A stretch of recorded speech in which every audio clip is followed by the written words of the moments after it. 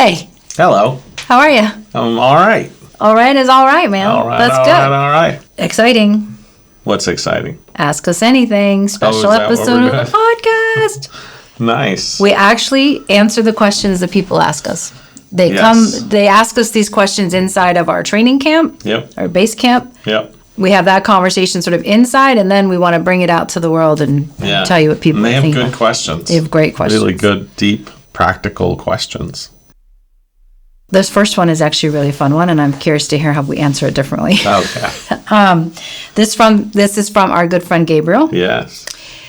And it's a fun question. He says, as you know, similar to your children, you're probably not meant to have a favorite. Oh, no. But This is the one. which pattern or its elements do you vibe with the most?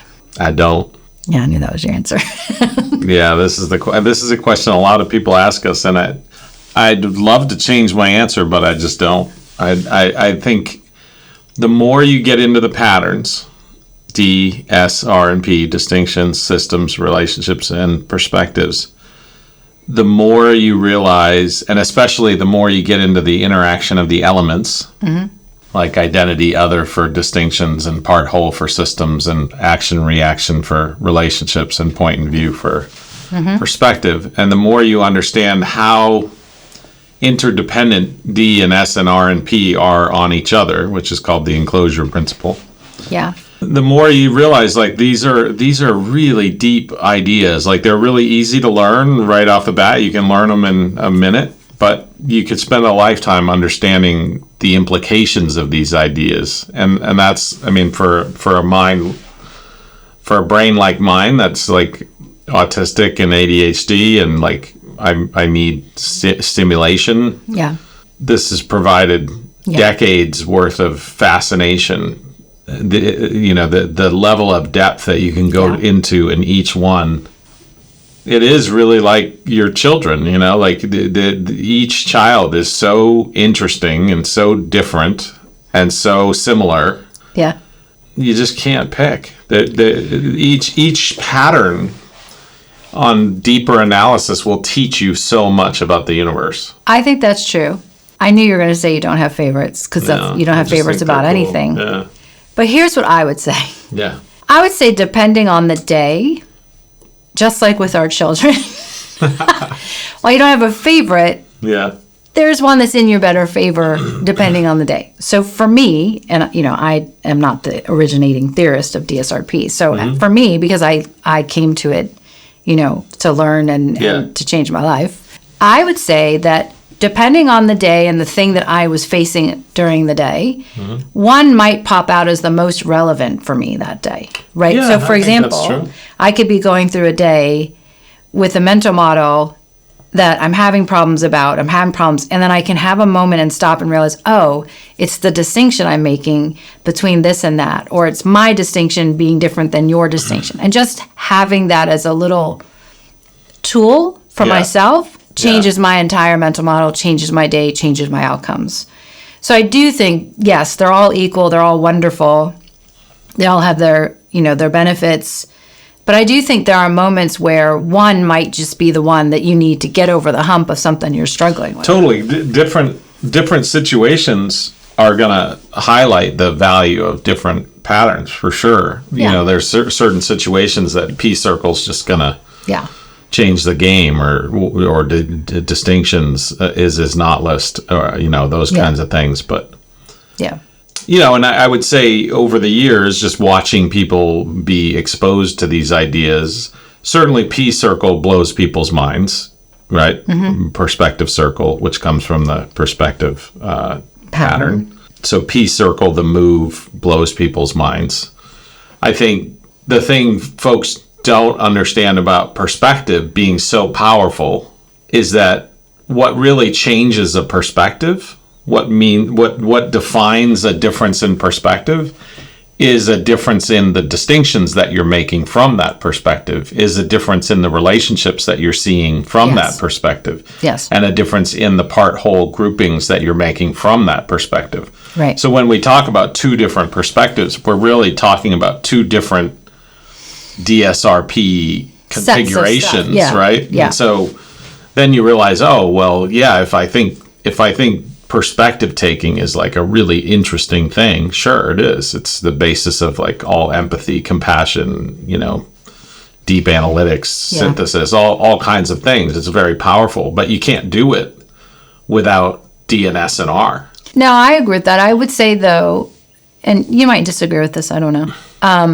When we're working with groups, because now you've moved into the moves. Mm-hmm. So in terms of the moves, one thing I've noticed sort of anecdotally is taking the time to do an is not list and taking the time to question relationships among parts and articulate those relationships, meaning is not, and RDS, the moves around distinctions and relationships, seem to me to be less obvious to people and therefore more useful or more mind-blowing because they hadn't thought about the importance of the distinctions they're making and the necessity of having a clear distinction among a group of people before they move forward. Yeah, definitely more game-changing, in what they would normally do. Yes. I think D, for example, distinctions, identity, other, is the most underrated of the patterns. People think, oh, that one's easy. You identify stuff. Yeah, it's very deep. Think of how many groups start a project and 6 months later realize for the first time that they're using the same word to mean different things. Or they just don't share a common mental model of what the different terminologies mean. Yeah. That's a costly realization after 6 months of teamwork, So D is a big one. RDS, for RDS barbell from relationships is a big move for people because it gets them to zoom into the relationships, which are usually invisible. Which are usually the things people kind of ignore. So those are big moves. But again, they're all good. They're all just so critically important, and when you're thinking, you're doing all of them simultaneously. So it really is. You can't really play favorites. Yeah, you can't. Hopefully, Gabriel, this has been helpful. But the answer is, we don't have favorites. But there are times when certain patterns or moves seem to appear as the most relevant to the day. So they're not favorites, but they might be the most useful. Just like when a child shows up to take out the trash. Yeah, and what I would say is, if you want to pick a favorite for a week. Make it like Distinction Appreciation Week. Oh, I like that. Make it Peace Circle Appreciation Week, RDS Barbell Appreciation Week, Park Party Appreciation Week, Zoom In, Zoom Out Appreciation Week, because in that week, you will gain, just by having that as a focus, you will gain so much appreciation for what that move or what that pattern gives you and makes possible in what you see. Yeah, I like that. Thank you for the question. That was a good question, Gabriel. A fun one, too. Our next question comes from our good friend, Ustan. And his question is interesting, and it's something that actually people in groups ask us this a lot when they're starting to think about mental models and people having different mental models. And he's saying, I have a question about engaging with people when you're discussing new information, especially when they hold strong opinions. If I meet someone who has a perspective on a topic, but my understanding based on DSRP and systems thinking is closer to reality, based on science and research, how should I approach that conversation with a person who has a very strong opinion, but is not necessarily informed? Yeah, I mean, this is like describing our entire society today, right? Yes. Everybody's pretty steeped and echo chambered in their opinions, but not super keen on listening to anybody else's opinions or thoughts or validating anything that they're thinking about. So this is a pretty common occurrence. I guess I would say, first of all, you're probably not going to alter the situation dramatically by hitting them head on with your what you perceive as being more valid, and hopefully you've done the work to really actually have a more valid mental model. Yeah. So to me, it's about being curious, and that's what the beauty of mental models is. They don't have to be right. You don't have to worry about them being right. You just have to be curious about what they are. Like I'm as curious about wrong mental models as I am about right ones. And by right, I mean, ones that are in alignment with reality, that are validated or, have some kind of observable evidence. But a wrong mental model is a totally fascinating place. Like, why do people believe silly things? Why do they believe? Which is just a persistent mental model. A belief is a persistent mental model. Why do we have mindsets? Why do we have paradigms? Those are all mental models. Yeah. I'm curious as hell about wrong mental models. I think they're fascinating. And DSRP will help you understand wrong mental models just as easily as it helps you understand right ones. And so I would start first and foremost with just being curious of like, how does this mental model work? How does it work for you? Like, well, how do you build it, right? Yeah. When I was a kid, there was a place near me in high school called the Winchester Mystery House. And it was the widow of the guy that created Winchester rifles.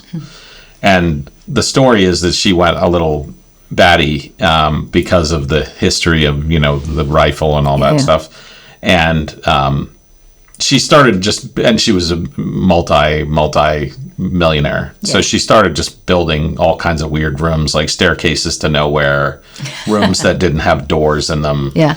All kinds of weird stuff. And it's still, you can go visit this place. Okay. And so we used to go visit it. And, fascinating. It's not terribly functional to have a staircase to nowhere, but you sort of go like, what was going on for this person that they built a staircase to nowhere? What was going on that kind of creative to create a room that you can't get into or out of? Interesting. So what is it about people's mental models that you can be curious about? And I think if you're curious first and try to understand the mental model, in many ways that'll give you the solution that you're looking for, which is to just be a mirror to that mental model. You don't even have to inject your mental model into the situation. You can just be a mirror. And frankly, I think that's the place where we make huge mistakes in counseling and therapy and coaching, is we're constantly trying to solve people's mental models. Yeah. Instead of just being a mirror to them. And I think, you don't have to solve people's problems if you just reflect back to them so that they can kind of go, oh yeah, that's interesting. Like, that doesn't make a lot of sense, does it? Well, I mean, and the thing is, a lot of people say things and do things, and they don't actually understand what their mental model is that's behind that. Totally. Right. So those mental models are not conscious for many people in the first place. So they're not even conscious of it. So a mirror is like the first time they've ever seen it. Right. So in advising Ustin, it's like, maybe slow down, take the time for the other person to articulate their mental model, because it may or may not be wrong or right, but it could be understood. And once somebody feels understood, that changes the conversation. Yep. Right. I think you're also saying, don't try to convince people. You started out with, don't try to convince them that your mental model is more right from the get-go. That's just try to have strategy. A different kind of conversation. Well, and you can use DSRP to mirror their mental model. You can say, so, it sounds like for you, the parts of this thing are X, Y, and Z. So you're using part, whole, structure. And it sounds like you distinguish between this and that. Right. Oh, interesting. Some people don't. Yeah. Some people, those are the same, but you're making a distinction, or it sounds like you see these two things as being the same thing. Yeah. It sounds like you're looking at it from this perspective, but not this perspective. Right. You're using DSRP to reflect back to them. Yeah, and it's a different kind of conversation. It's a different conversation. Yeah. I think that's the beginning, and then that will create openings, because the person will start to look at their own mental model, sometimes for the first time. Yeah. Again, we don't have mirrors. We have mirrors in our house for looking at ourselves. Superficial stuff. Yeah. Well, or our bodies or whatever, our face. But we don't have mirrors in our house for looking at our mental models. And DSRP is like a mirror for looking at mental models. It just reflects back what your thinking. And then when that happens, you go, oh, this is like a circus mirror, right? This is a funky mirror, right? Like this mental model I have is very distorted, right? Good question. In one of the last podcast episodes, this comes from our good friend Henny. I listened to you say that learning is a change in your mental model. Yeah. This didn't sit well with me since you also say, you're being called out, by the way, just so you know. This is a challenge. Okay. This didn't sit well with me since you also say that the goal of learning is to get your mental models to match reality. But what if we change our mental model through disinformation? Is that also learning?